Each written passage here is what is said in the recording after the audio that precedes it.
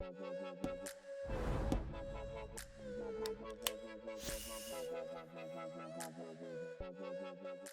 hi. Hi. Well, let's talk about BL's blast off this year for 2020. I mean, all of the events for the season have been cancelled. Recently, WSL cancelled everything. So what does it mean for you to have BL blast off run in a different sort of way this year, and why is it so special? Yeah, it was obviously, Bali was the first one we had to cancel, and being, we'd have done it in 2019, it was so successful, and we were so looking forward to it, and then having to cancel that was, that was a bit of a heartbreak. As it was, I was meant to leave Hawaii at the end of March, and in April we were in Bali, and in May we were in the Maldives, and then I was joining the WSL and doing Margaret River and going to G-Land and J-Bay, and so we had this amazing year all planned out, and then that all fell over. And so Sydney was a bit of a, it was a tough decision because, I know that sort of events are still being held in Australia, like on a state-by-state basis, I suppose, but we just didn't want to compromise the event, and it's, having to run an event with social distancing principles in place was not something I was willing to do. And it's just, we're pretty much, Drew, you worked the event with us last year and commentated for us. It's just not how things go at our event. We're about all getting close and rumbling around on the sand and having a good time. So it just wasn't possible. And when I made the decision, it was a tough decision to make, but now in retrospect, given that we have kids come from all around the country, it was the right decision with borders still closed, so that was a relief. And I'd had in my mind, the idea of doing a video-style challenge for quite some time, and it just seemed like the perfect time. And so I suppose I feel like my life I've been all about turning negatives into positives. And, and that's one of those principles you've just got to be able to do. And so I feel like we've really done that. We've turned a negative into a positive. We've created something that I had in the back of my mind for quite some time. It's now a reality. Today, we sort of finished our third week today. We've had over 200 entries. And we've had entries from all around the world, We've obviously America and Australia, New Zealand, Bali, Costa Rica, Brazil, Spain, France, kid from Germany, Canary Islands. And so we've kind of managed to take that concept that the physical events run by and translate it into a virtual form.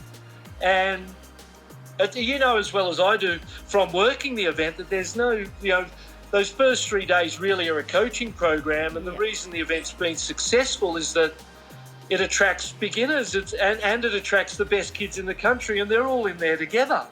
That's something that I'm very proud of, because I think in the world that we live in, which is all about targeted marketing and knowing your demographics and targeting, who you want to sell to, and we've never done that. We've never thought about demographics, and all we've thought about is doing our job properly. So sick. We were getting videos of kids riding their very first wave, a 3-year-old little girl riding her first wave, or a kid getting his brand new surfboard, and just the stoke and the look. And he wasn't even in the water, he's just getting this board out of the back of the car. And then there were really hot kids sending in stuff too. So it was like, okay, people get us.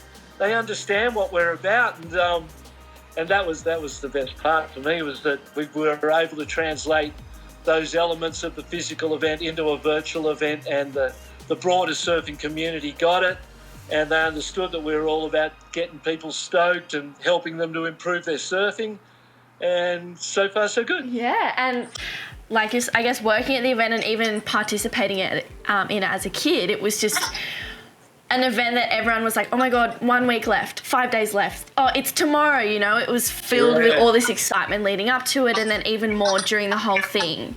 But I guess at Murmur Mag, we're all about women supporting women. And with the BL Blast of events, you guys have, you especially have been the first to see upcoming young female talent.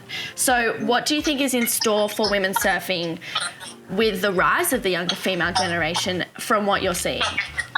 And well, I think you're a great example. You're a young lady who's a great surfer and loves her surfing, but also has those other skill sets that we got to see and hear and utilise at Blast Off. And when Sammy said to me that Murmur magazine would like to have a conversation about Blast Off, I was like, okay, what's that? And I had a look and I saw you there. I was like, yes, mate. I'm so, congratulations to you. And that motivation and that, that professionalism that you show at a young age, I think that's the way the world's changing. When I was a kid, kids were kids. You know what I mean? And they didn't aspire to too much besides just living and being. And now we live in a time where, the world's so much more connected with the internet and people see the possibilities. And a young lady like yourself can create her own media outlet and start spreading the word. So I feel like that's what I see. And so I just feel like that whole thing of, for Blast Off and is about empowering kids and giving them a voice. And you prove it yourself that, young people are a lot more capable than we were as young people. And on the female front, particularly the dropping of the sexism and those sorts of things that have plagued our society, so important. And I feel like surfing has played a great role in that as a sport and as a culture, Yeah, well, I guess for me, especially, surfing's been more of a lifestyle. It's kind of been not just something that I love to do and not just a, hopefully, in a sense, a job in the future, potentially. But, it's a lifestyle. You go out there to go and have fun. So I think now, even in the last few years, experiencing less and less discrimination in the water, especially with the guys, has been really good, but definitely had to hold my ground. Well, I remember growing up at Manly, and there was Tony Sawyer and Pam Burridge, and they, obviously Pam went on to win a world title, and Tony Sawyer was a great surfer and competed as well. And it's tough, mate. It was a tough environment to grow up as a young lady. Yeah. And get your ways and stake your claim. And, I suppose that fight for rights has been what life has been about, hasn't it? You know, and so I feel like we're on the right track. Things are going the right way. Yes, definitely. And WSL with equal prize money and the respect that's been shown there is shows that surfing as a sport and as a culture can kind of lead a bit in that way because, surfing is that. It's the great connector. I've got friends from all around the world, all around the globe, all different shapes, sizes, colours. And what connects us is surfing in the ocean. Yeah. And that's the beauty of surfing is that it connects people. It doesn't divide people. And we're able to connect regardless of all of those differences because we love surfing, we love the ocean. You've launched a new website. So can you talk to me about that, and is there anything exciting coming in regards to it? Well, just sort of, I suppose, back to turning negatives into positives and the whole COVID lockdown situation, there was this opportunity of time, which I haven't had because I've been so busy and I've been just, like I said, this year was meant to be just another crazy year of travelling, doing WSL, doing my boat trips with the Perfect Wave, the coaching trips, and all sorts of stuff that we had planned and the Blast Off events and everything. And then when that all finished and we were in one place for, longer than I've been my whole life, more or less. And it was a great opportunity to do those things that you've always wanted to do. And the old BartonLynch.com needed a revamp. And I needed to get my coaching offerings into some sort of form that people could understand and make sense of. Hopefully I've been able to do that. And the video challenge is one of those things too. Yeah, well, I think you definitely have. And going back really quickly onto BL Blast Off again. BL Blast Off has been going for 15 years. I remember doing quite a few of them as a kid. What does BL Blast Off mean to you as a bigger picture, and what are you wanting the kids to get out of the events? Do you know the Whale Beach to Palm Beach Big Swim?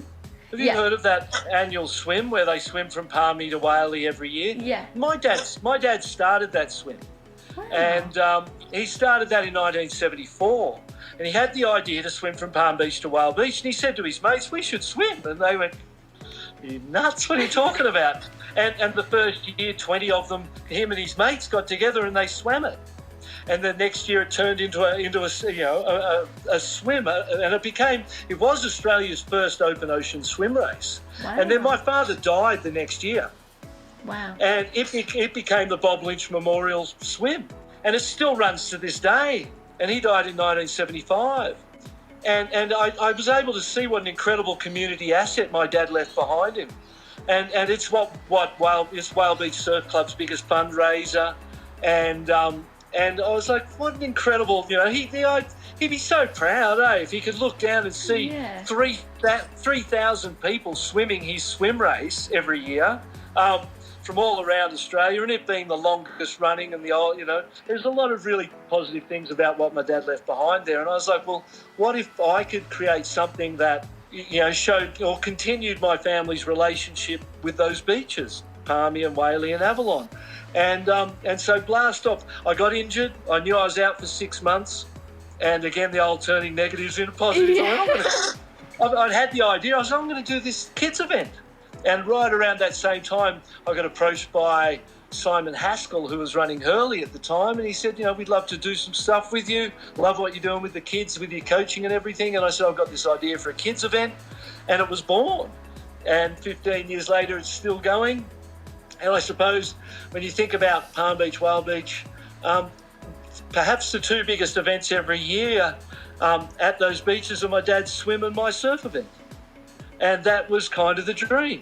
And then when it comes to what I wanted the kids to get out of it, when you go to a normal surfing event, you did them as a kid, and you would go there and you say it's your first event even, you paddle out and you hear you got a 2.18 and a 3.27 and a 1.95 and a 4.78 and your two-wave, by the time then your two-wave total is a 7.93 and you came fifth. And that was the information you got. That's what they told you. Yeah. And I've been around it all my life and I still don't understand it. And I was like, and I suppose I'm what they would call an expert. It's still hard to pick, And so I was like, there's a better way to educate kids and introduce them to competition and to that whole sort of environment, surfing event environment. And that was the reason we structured it like we did. And I remember saying to people, we're not going to score waves. And they go, what? I go, no, we're not going to score them, not for the first 3 days. And they're like, you can't do that. How are you going to decide your winners? I was like, we're just going to watch.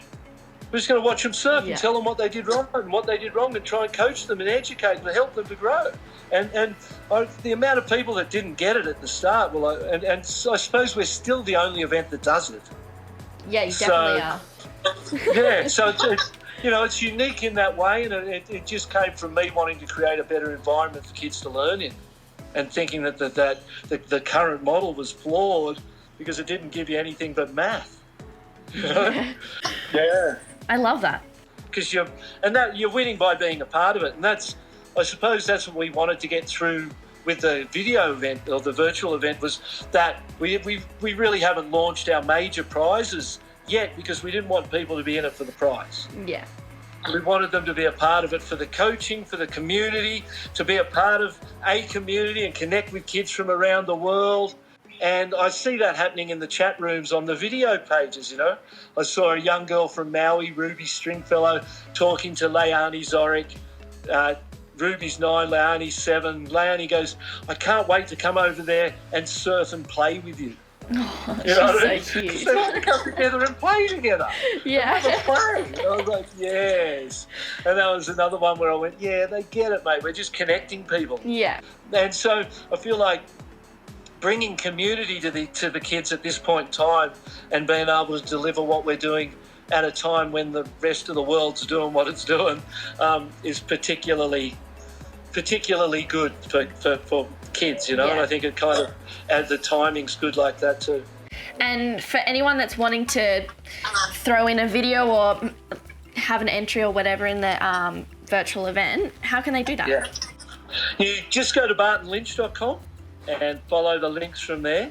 And like I said, we've got kind of over 200 videos there now, and some incredible stuff, like some great stuff. And then all of our sponsors, all of our sponsors from the physical events have sort of just stepped over into the virtual event as well. Oh, that's and so, perfect. which was fantastic, yeah. And we're giving away. It's been we give away stuff every single day.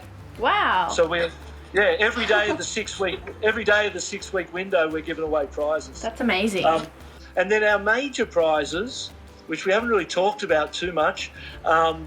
We've got a trip for two on my coaching boat trip to the Maldives. Wow. So the Expert's Choice winner is going to get to come on a Maldives boat trip with us next year. And then public vote winners, I believe, we've got boy and girl with the most votes are going to get to go to the Surf Lakes test facility at Yeppoon. Wow. Nice. Which is amazing. I've been there. It's incredible. Well, thanks for coming on, BL. It was so great to chat to you, and hopefully we'll see you back in the land of Oz soon. Yeah, great to talk with you, and congratulations on what you're doing. I'm proud of you, and I think it's amazing, mate. It's they're the little things, they're the little moves that change the world, and the fact that you're there for women and for girls and creating that momentum and a place for them, a hub for them to communicate and connect is sick. So I'm very proud of you too, Trish. Thank you.